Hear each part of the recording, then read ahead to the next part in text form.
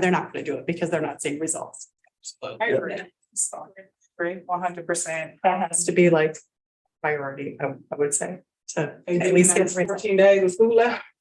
Right. The goal is to work through the summer, and as we plan for 23-24, to have that information and be able to come back and say, what is it that we did or how did we respond to what those needs or concerns. It's not gonna happen before the school year is over. I can tell you, for graduations and field trips and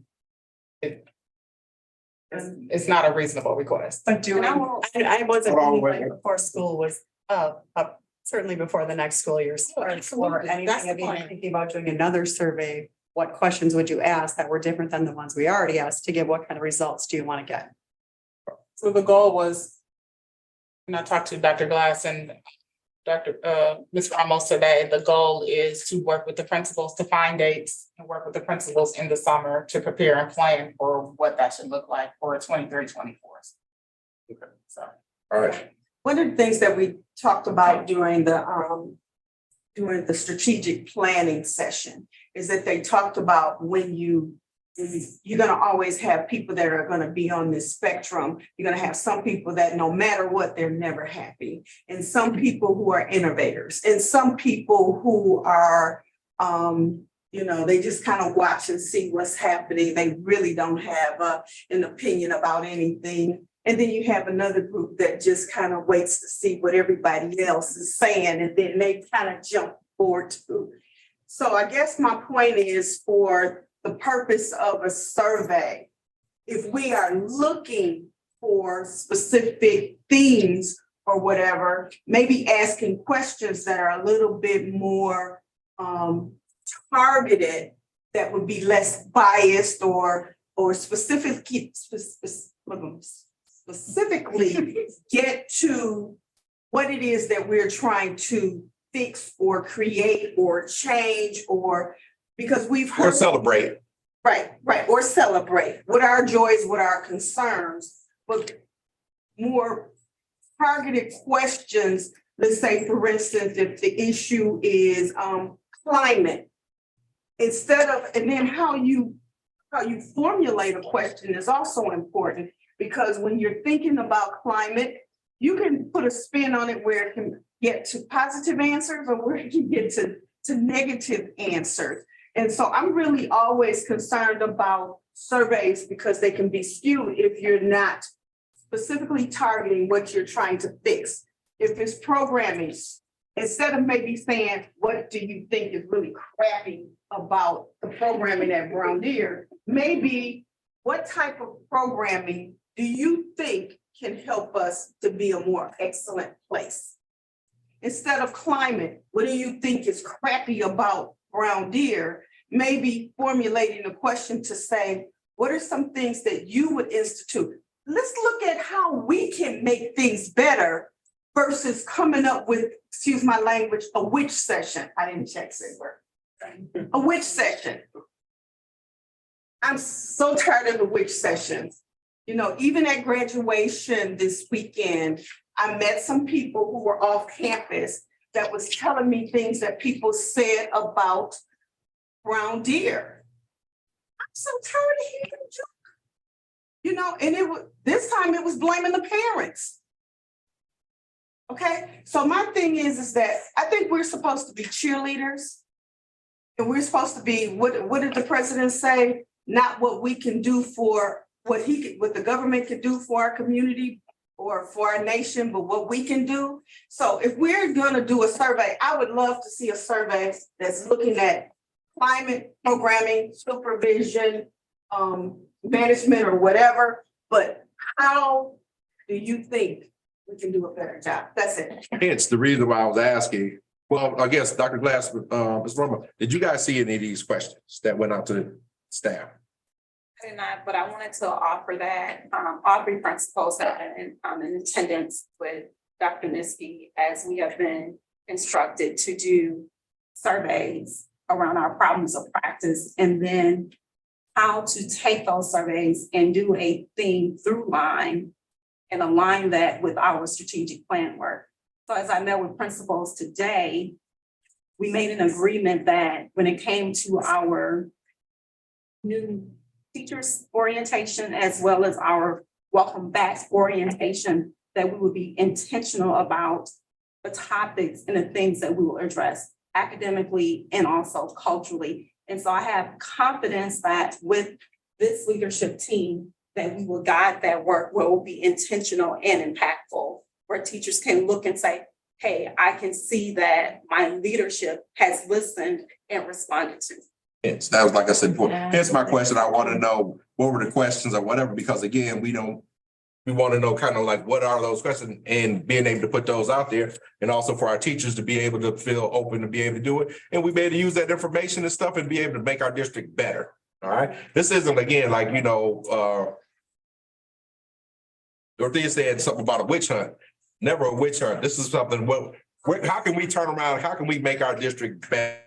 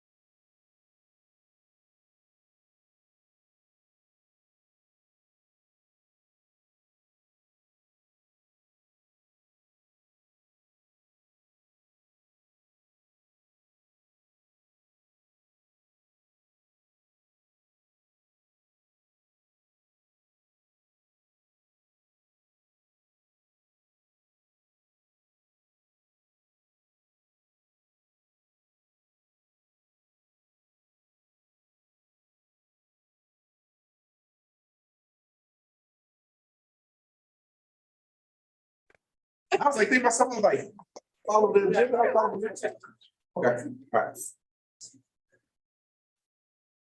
Okay, we're good. We're back. We're back? We're back on. It blew. The microphone blew. Okay. Cannot something. Someone says cannot start video. To start the So thank video. you. Here, 'cause- There we go. Oh, we back. Yeah. I didn't know my video was flat. You, So I was saying that I hear and am in agreement with what Lisa's saying, that there definitely needs to have something that comes back specifically out of these surveys, that the concern and or greatness is recognized and not just indirectly through some other form of teaching, but some type of gathering that these surveys are talked about and the addressing of such, whether again, it's something wonderful that can be lifted up or something not so wonderful that let's try and roundtable to see how we can fix this. But I think that it needs to be some direct approach to the results of these surveys so that we make our staff and all of our teams feel like we're hearing and listening.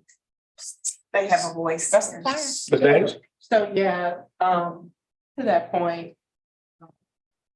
With our school, we do it twice a year where we collect this information and then we share it out. At our summer retreat and then again in February. And so we are constantly giving our folks an opportunity to express. Yeah. Themselves. Anywhere from, curriculum to culture and climate to just generally how we are feeling about the direction of our degrees. So, Yeah, so I think that probably what would be good is for us to get information of what's already happened, and then we can make recommendations if there's some additional things that we think could help improve. But yeah, it sounds like there is enough that has happened within the last few weeks. just to get some information. Right. I agree. I am gonna say this, teachers, do you guys agree? We good? Do you think we're on the right track? Need to clarify with our building leadership which survey that you guys are referring to. Because we think that we are thinking of something different. Have you had more than one survey go up? So our staff engaged in a cultural climate survey over the course of 3 PLCs, which is a PLC we meet twice a week as a grade level team. And so that was done by myself and our administrative team to get feedback from all of our grade levels in the building and all of our staff members. And there's a plethora of different questions for feedback and consideration. And so we asked our teachers, how do you feel about these things?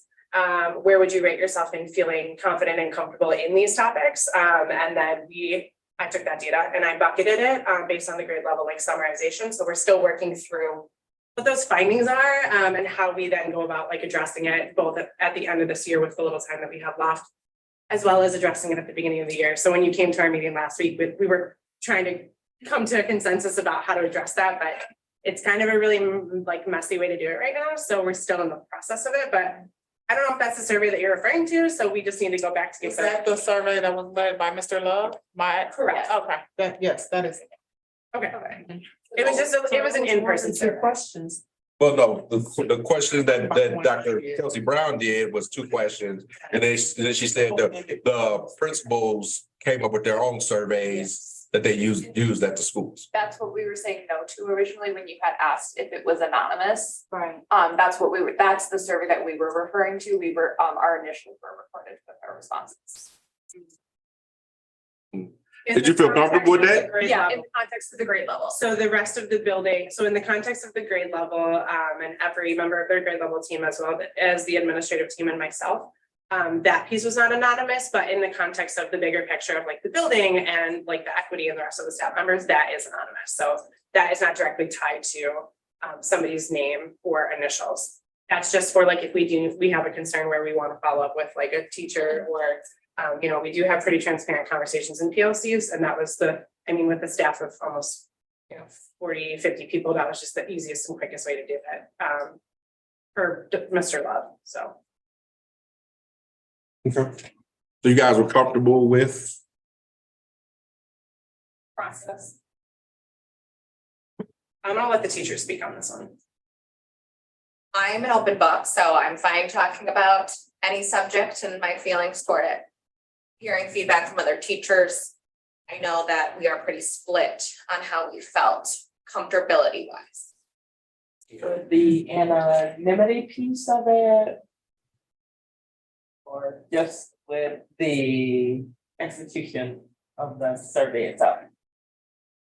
I believe that the questions and how they were framed were very well written, but with the honesty and the other people just being in the room and talking about our teams and talking about our administration with administration in the room, I believe from what I have been told, some teachers did not feel comfortable giving a True answers. Which makes Okay. sense. Which makes sense. And that's the main thing that I was talking about, like, people want to be able to have that without having to worry about potential blowback or whatever stuff. So we'll take everything that you said definitely into consideration when the next surveys come out and how they're framed and executed and things of that nature.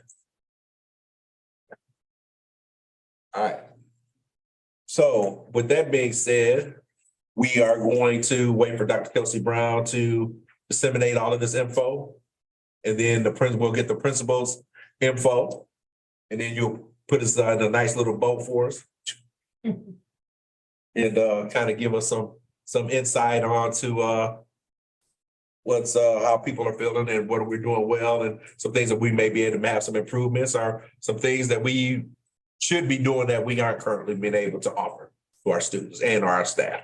Sounds like that could be a good item for the summer retreat. Yes. I think Big it's time. also important to know, in the individual conversations that I'm having with the teachers have some needs, and so board, please be prepared for resources and dollars to come along with, some of the requests. When we determine what those recurrent things are, there are some dollars that will be associated with some of the requests, if that's the direction we choose. And I think I Or would- choose to go. Choose to go. I wouldn't be shocked by that. What I am kind of more shocked by is like with the presentations tonight from the Ed Foundation. women's league. Yeah, the women's. Like, for that. I'm grateful that they're able to help, but why does the teacher feel like they need to go ask for $90 or $60? I just think that's just been, I think that's just been a tradition here, and that's, they put it out there, they apply for it, and it's just how it happens. I don't know that they believe that that's the way that they have to go to get dollars. It's just been an avenue to where you can get money. Ed Foundation, same thing. Teachers can apply for grants with the Ed Foundation. Well, as you well know, some of you, if you don't know.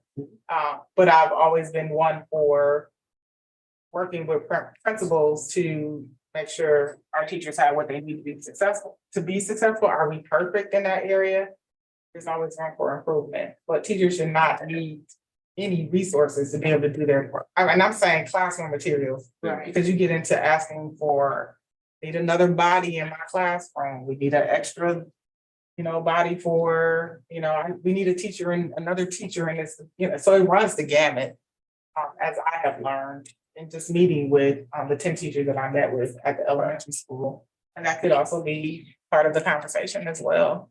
I think what's interesting at the elementary school is the number of teachers that sub down there too, because people are still sick or not coming to work, or I gotta go to a funeral, or my child has this event.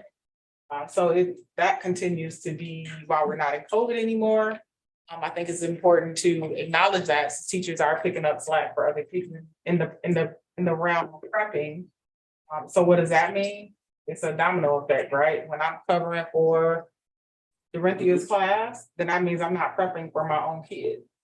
So that we're not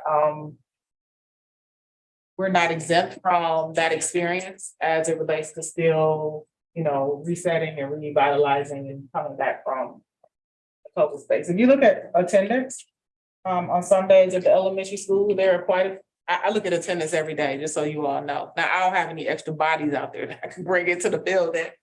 But I look at the attendance because I want to be mindful of that, and knowing and understanding what the experiences are in all three buildings, to be honest with you, because at the end of the day, we have a decrease in the teacher pipeline. And we still have individuals who are out, maternity, we still got it all. So just being mindful of that. Cool. And just to let our teachers know, since you guys are sitting here, as you can see, the things that we have approved. When there are things that are brought to the board in relationship to the betterment and being able to expand and educate our children at the higher level and being able to do those different things and stuff, the board is totally supportive of being able to do that and being able to have the resources and bring those things to you guys and stuff. So, yes. All right. So with that being said, so we've gone through that. So now let's go on to part number 6, our board reports, SWSA and legislative update. There was a meeting on May 9th. I wasn't at the meeting. I think Dr. Kelsey Brown was at that meeting, but some things, being able to submit a salute to local government award nominations are due August 21st. And those are for local government who has shown, local government or school districts or whatever, who have shown innovation, excellence, and collaborations to be able to have for that award. There's new mental health and behavioral health resources for children that are available to individuals to be able to look at. And then the next meeting of the SWSA is going to be on June 13th. In person. Yes. Dr. Kelsey Brown, anything else you'd like to be able to add? I just want to let everybody know that many superintendents and board members who are part of SWSA are on board for this bill that I'm proposing, increasing the teacher pipeline. So there's really some glimmers of hope in that space. And right now I have termed the bill, I've named the bill the Brown Deer Bill. Co-created. But I mean, that would be a feather in Brown Deer's cap to create because no one's talking, no one's coming with any ideas that at least that I'm aware of. We're trying to figure out how to increase this pipeline. So, I mean, it could be a feather in our cap if it gets to the floor and we can get Republicans and Democrats to agree. Capitalize on our own people in our own district. All right, sounds good. Then Dr. Kelsey Brown, great job on that, and then hopefully that comes through. Now, I'll just say one thing, if there is flexibility in the naming of the bill, maybe like the Brown Deer teacher. Yeah, I called it the alternative pathway to licensing or something. I Yeah. mean, Brown Deer bill, alternative, I didn't do the whole thing, I'm sorry, alternative pathway to teacher licensing or something. Okay, because I just wouldn't want, like with the concern that came up when we were writing the letter, where it's like, well, that affects them, it doesn't affect me. But just kind of making it more applicable to other districts. So, okay, that's good. All right, WASB update. That whole lot, this week, the educational hearing, I know there was one today, there is another on, Thursday, but yeah, if, constituents are encouraged to submit written testimony, contact their legislators or what have you on various, topics that are, going before, I believe the education committee. That is it. We're kind of winding down because of the summer. And I think you all know that there's a transition going on with WASB. Yeah. Like, I think they named. They named the new president. They named the new. Oh, they did? Yes, They did, and I don't. can't remember his Somebody name. we know. Yeah. It's there, Yeah, it's there. Yep, it's on It's the website, and somebody we're all familiar with. Mhm. Yeah, we'll be all right. All right, Education Foundation, I think we've probably been reported to the death so far, but anything? Yeah, I'm trying to quick. And real quick. Always remember to carry the two. Oh, Dan Rossmiller. Oh. Yeah, Yeah. that's who, yeah, Dan. Yeah, so Dan we know. So, for the Ed Foundation scholarship season, I think we pretty much wrapped up, the community scholarships as well as 3 named scholarships. Totaling about $40,000, for awards for students this year. So those awards will be, announced at the, what is it called? The Scholarship Awards Day. awards day, yep, on. Isn't that June 1st. isn't that always the day, like the day or a couple days before graduation? Yeah, it's on June 1st. Yeah, Oh, are we going to Thursday? Thursday or Friday? June- Oh, I was. It's on Thursday, June 1st, from 8:30 to 10:30 in the Novak Family Fieldhouse. So it's really, if you're able to participate, it could be a great experience for you, just to hear all of the things that our students are being awarded for. I mean, the students who you can tell whose mama was like, no, you apply for everything. not everything, all of it, yeah, have it. Like, I think one year last year was a kid who got $150 scholarship and a full ride scholarship. So, he applied for everything. Everything. Yes. So, that's definitely a good ceremony. What time is it from what time to what time? 8:30 to 10:30. You say it's in the field house? Yeah, 8:30, 10:30. yeah. So that's where we'll be announcing the scholarship winners as well as all of the other accolades for the students for the year. So Ms. Roberts, could you do me a favor? Like I see the flyer. the flyer, could you send that to the board Sure. as a reminder? Always like to see the babies get their stuff. I mean, young people, I'm sorry. They all are babies. Just- And that's all that I have. All right, Parks and Rec, There was no meeting in May. The next meeting is June 6th.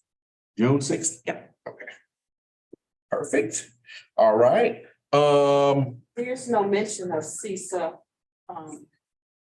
the annual convention, but I'll pass this information on to,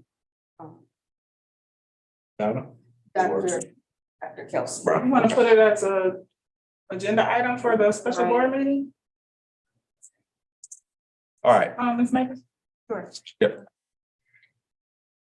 All right, so now let's go on to our planning calendar. 27th of May is the District Village cleanup at the Brown Deer United Methodist Church from 9 to 12, May 29th. Memorial Day holiday, and I totally forgot that it was a holiday this weekend. I was like, we marking, I was like, wait, for what? Man. June 6th is the last day of school. June 3rd, high school graduation at 1 o'clock, and board members, we need to be here at, did you put it at 12:30? I'm here at noon, so. Well, I'm just saying, I know. 12:45. Well, I think 12:30, because you know what? Ladies and gentlemen, we are going to have to find some place to park. Oh, you're not Are we gonna be able to park down on the bottom? correct, All right. right, so when you, did you park there last year? I'm trying to remember. I can't remember. I remember parking down. Yeah. So we'll have to see that. We're down there. Comes let us. Yes, So yeah. which way should we enter? I'll get a ride, some over at me. Which way should we enter? We got your cap down, because we Because you put cap point down. this way. You can enter, you can enter in. And we're I had to leave the cabin down here afterwards. Yeah. Either way. I mean, sure, come on over. Just say- 2 blocks away. Okay, Either this. So behind the building. so we're gonna be behind the building where the football locker thing is at now, right what I was talking about before, behind the building. Okay, so we'll be there, everybody at 12:30. All right, And just FYI, Dr. Vito, Principal Brown and myself will shake hands with the students and the board will be seated on the stage this year. and Our, we'll take time, we're gonna shake. The board is gonna be on the stage. Yes, usually we've always been on the stage. I remember, yeah, COVID. COVID, we were ended up down, so, but yeah, so we've always actually been up on the stage. Melanie Ricks is our keynote speaker and David Crowley will, Wonky County Executive, will be here to provide some words of welcome. That's Saturday. Perfect, perfect. So normally we get here at 12. This, now we're gonna do 12. 12:30. I'll be here at noon, so So if you want to get here early, do, but Because normally we put our stuff on, help each other with the little. Yes. It's 12:30 still early though. yeah, pretty So much, yeah. it's up to you. Well, just be here by 12:30 regardless. Just be here by 12:30. Okay, all right, then we've got summer school begins on June 12th. The 13th is our special board meeting. Is there something else going on the 13th? There's something else happening on the 13th? Maybe that's it or something, because for some reason, June 13th is bothering me, like something else was going on the 13th, but okay, all right, then the 19th, we have our Juneteenth, no summer school for the holiday. The 20th, summer school resumes, the 21st, the joint meeting with the Village of Brown Deer. Our virtual meetings at 5 o'clock, and then June 27th is our regular board meeting. I do want to say to board members, if you can tomorrow, come to the elementary school. Yeah, to read, listen. Watch, listen to the babies read. They're gonna do some things or whatever tomorrow. I think it's 8:30 to, is it 8:30 to 10? Wait, no, hold on. is it the luncheon line? Hold on, let me see. Because Ellen said that Lunch and learn, yeah. Yeah. So 10:30 to 1, 11 to 1-ish. 11 to 1 or whatever, because I think she told us to be there at 10:30. I think that was the email I got from Ellen. Also, tomorrow night is a Pops concert at the theater. Okay, all right, so if you guys can, 11 to 1, over to the elementary school and the babies will be there. Concert is 7. Yeah. At 7 o'clock. And so, that's not on here, is it? No. Yeah, on here? I'll be back. Going way down until we don't. Oh, okay, all right, all right, But it'd be nice if you came over to. all right, and that is everything. So, with that being said, ladies. Gentlemen here, ladies, all right, would someone like to make a motion to adjourn? Thank you very much, Ms. Robinson. Motion has been made. Do we have a second? Second. Thank you very much, Ms. Peterson. I am not. All right, a motion has been made and seconded. All in favor, raise hand and our eye. Any opposed? We call this meeting adjourned at 8:25 PM. Second all night. Very good.